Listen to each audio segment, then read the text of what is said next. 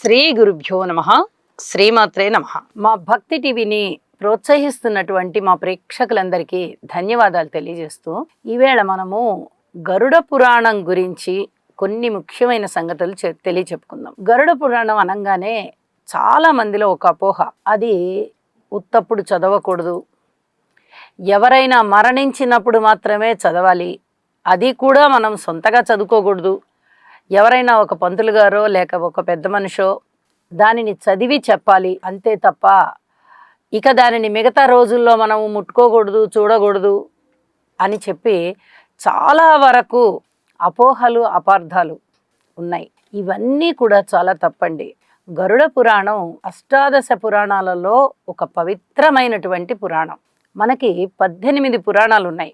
18 పురాణాల్లో మత్స్య పురాణం, కూర్మ పురాణం, వరాహ పురాణము, పద్మ పురాణము, అలాగే లింగ పురాణము, విష్ణు పురాణము, ఇలాగా 18 రకాలైనటువంటి ఉత్తమోత్తమైనటువంటి పురాణాలు మనకి ఉన్నాయి. ఈ అష్టాదశ పురాణాలని కూడా వేదవ్యాసుల వారు మనకి అందించారు. అందులో గరుడ పురాణం కూడా ఒకటి. ఈ గరుడ పురాణం అసలు ఎలా ఆవిర్భవించింది అంటే, గరుడ పురాణంలో గరుడు అంటే గరుత్మంతుడు శ్రీ మహావిష్ణువుని ప్రార్థిస్తూ అడిగాడు, స్వామి, చాలామంది మానవులు పాపపుణ్యాలు చేస్తూ ఉంటారు కదా, ఈ పాపపుణ్యాలు చేసుకుంటూ ఉన్నప్పుడు వారికి ఎటువంటి గతులు కలుగుతాయి? అది సద్గత, దుర్గత, ఏదో ఒక గతి కలుగుతుంది కదా కర్మ చేసుకున్నప్పుడు. మరణించిన తరువాత వాళ్ళకి తెలియదు కదా, అరే మనము బ్రతికి ఉన్నప్పుడు ఇలాంటి పనులు చేసుకొని ఉండకపోతే మనము మరణించిన తరువాత మనకి నరకయాతన తప్పేది కదా, మనకు అప్పుడు తెలియలేదే అని అనుకుంటారు. ఇది ప్రతి మనిషి ఇలాగా మరణించిన తరువాత అనుకోవడం కన్నా వారు జీవించి ఉన్నప్పుడే వాళ్ళకి తెలిసి ఉంటే బాగుంటుంది కదా, ఏమి చేసుకుంటే వాళ్ళు ఇది బాగుంటుంది. ప్రతి మనిషి పాపం చేసినప్పుడు ఖచ్చితంగా వారు నరకానికి వెళ్తారు అని చెప్పుకుంటారు. ప్రతి మనిషి పుణ్యం చేసుకున్నప్పుడు వాళ్ళు పుణ్యానికి, స్వర్గానికి వెళ్తారు అని చెప్పుకుంటారు కదా. మరి అసలు ఈ పాప పుణ్యాలు ఎలా నిర్ణయించబడుతున్నాయి? మరి పాపం చేసిన వారు పాపం చెయ్యకుండా ఉండడం కోసం ఏ రకంగా వాళ్ళు జీవించి ఉన్నప్పుడే తెలుసుకోవాలి. ఇది నాకు చాలా పెద్ద ధర్మ సందేహంగా ఉంది, తెలియచెప్పండి స్వామి అని శ్రీ మహావిష్ణువుని అడిగితే, శ్రీ మహావిష్ణువు చక్కగా ఒక చిరునవ్వు నవ్వుతారు. ఆయన ఆ చిద్విలాసం అంటాం మనం, ఆ చిద్విలాసంగా నవ్వి చెప్తారు, గరుడ, నువ్వు చాలా అద్భుతమైనటువంటి ప్రశ్న వేశావు, ప్రపంచానికి అంతటికీ కూడా ఇది తెలియాలి, నీకు నేను చెప్తున్నాను విను. మనకి 28 నరకాలు ఉన్నాయి. ఈ నరకాలలో మనిషి జీవించి ఉన్నప్పుడు ఏ పాపము చేసుకుంటే దానికి సంబంధించిన నరకంలోకి వెళ్తాడు, ఇది తెలియ చెప్తున్నాను విను అని చెప్పి ఆ 28 నరకాలకి ఎటువంటి ఫలితాలు ఉంటాయి, ఎటువంటి పాపము చేసుకుంటే ఏ రకమైనటువంటి నరకానికి వెళ్తారు అనేది ఇందులో చాలా సవివరంగా తెలియచెప్పబడుతుంది విష్ణుమూర్తి చేత. ఈ విషయాలన్నీ కూడా మనము గరుడ పురాణం అనేటటువంటి ఈ పురాణంలో మనము తెలియచెప్పుకుంటాము.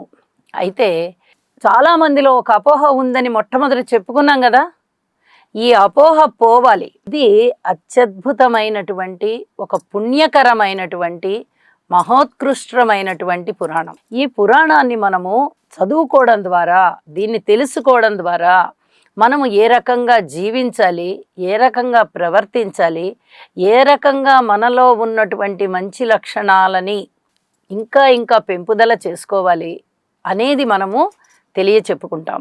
ఏదైనా ఒక మరణం సంభవించినప్పుడు ఇంట్లో అప్పుడు చెప్పుకున్నందువల్ల ఏం ప్రయోజనం ఉంటుంది అంటే, మనశ్శాంతి కలుగుతుంది. అంటే ఒక గుండె ధైర్యం కోసం అని చెప్పి ఈ గరుడ పురాణాన్ని చదువుకోవాలి తప్ప అప్పుడు ఏమి చేయలేరు. ఎందుకంటే మరణించిన వ్యక్తి ఆ సమయంలో ఉండలేరు కదా మన దగ్గర, అప్పుడు ఏం ప్రయోజనం ఉంటుంది?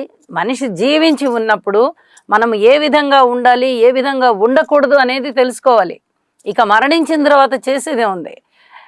అరే మనకి ముందుగా తెలిస్తే మనం ఇవన్నీ మంచివి చేసుకునే వాళ్ళం కదా అని చెప్పి మరణించిన వ్యక్తి యొక్క ఆత్మ నరకంలోకి వెళ్ళినప్పుడు, ఒకవేళ పాపం చేసుకుని ఉంటే ఆ నరకానికి వెళ్ళినప్పుడు అక్కడ యమదూతలు పెట్టేటటువంటి బాధ అనుభవించలేక వాళ్ళు బాధపడతారు. అదే వాళ్ళు జీవించి ఉన్నప్పుడే ఈ రకమైనటువంటి నరకయాతనలు ఉంటాయి. ఇలాగా మోసాలు చేయడం కానీ, ద్రోహం చేయడం కానీ, అబద్ధాలు చెప్పడం కానీ, ఎవరినన్నా కొట్టడం కానీ, తిట్టడం కానీ, పరోక్షంగా తిట్టడం కానీ, ప్రత్యక్షంగా తిట్టడం కానీ, కొట్టడం కానీ, అన్యాయం చేయడం కానీ, ధనాన్ని దొంగతనం చేయడం కానీ, మద్యం తాగడము, మాంసం తినడము, పరస్త్రీ వ్యామోహాలు కింద వెళ్ళిపోవడము, ఇలాంటి వాటిని గనక చెయ్యకూడదు అని చెప్పి తెలుసుకొని ఉన్నట్లయితే, మామూలుగా తెలియడం వేరు, మనము మంచి అలవాట్లు పెద్దలు చెప్తూ ఉంటారు కాబట్టి అలా చెప్పిన అలవాట్లని చాలామంది పాటిస్తూ ఉంటారు. కానీ ఈ ఫలానా రకమైనటువంటి పనులు చేసినందువల్ల నరకానికి వెళ్తాము అని ఇలాంటి పురాణాల ద్వారా మనం విన్నట్లయితే, ఇవి ప్రామాణిక గ్రంథాలు కాబట్టి విన్నట్టయితే అది ఇంకా మన మస్తిష్కంలో నాటుకొని అస్సలు చెడు అనేటటువంటి వైపుకి తావు లేకుండా ఉండడం అనేది జరుగుతుంది. కాబట్టి జీవించి ఉన్నప్పుడే ఈ గరుడ పురాణాన్ని చదువుకుని ఏ పనులు చెయ్యకూడదు అనేది తెలుసుకొని దాన్ని చేయకుండా ఉండడం చాలా మంచిది అని చెప్పి ఈ ముఖ్యోద్దేశంతోనే ఈ గరుడ పురాణం అనేది మనకి తెలియచేయబడింది.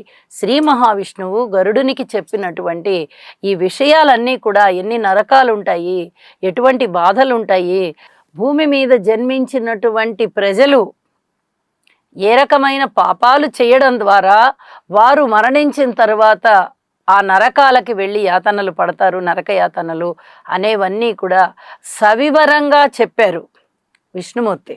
తాను స్వయంగా చెప్పినది ఈ గరుడ పురాణం కాబట్టి ప్రతివారు కూడా గరుడ పురాణాన్ని చదివి మనం ఏ రకంగా ఉండకూడదు అనేది తెలుసుకోవచ్చు అని చెప్పి తెలియజేస్తూ, ఈ గరుడ పురాణానికి సంబంధించినటువంటి నరకాలు మొత్తం 28 నరకాలు ఉన్నాయి, చెప్పుకునే నరకాలు. ఈ 28 నరకాలు కూడా మళ్ళీ మనం ఇంకో ఎపిసోడ్స్లో తెలియచెప్పుకుందామని చెప్పి తెలియజేస్తూ, సర్వే జనా సుఖినో భవంతు.